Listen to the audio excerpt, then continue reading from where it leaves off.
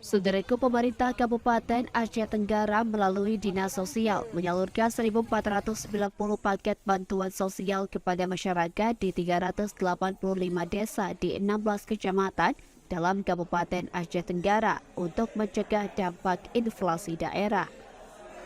PJ Bupati Aceh Tenggara Dr. Andes Syakir MSI didampingi Kadis Sosial Bahagiawati SPDMAP secara simbolis menyerahkan bantuan itu pada Kamis 13 April 2023 di Kecamatan Lawi Bulan Ketambe, Tanoh Alas, Babul Rahmah, Lawi Alas, Lawi Sigala-Gala, Semadam, dan kecamatan lainnya.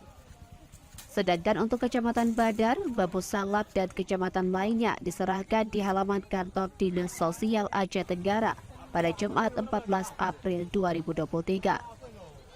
Bantuan tersebut diberikan kepada masyarakat lansia, stunting, kurang mampu, atau miskin.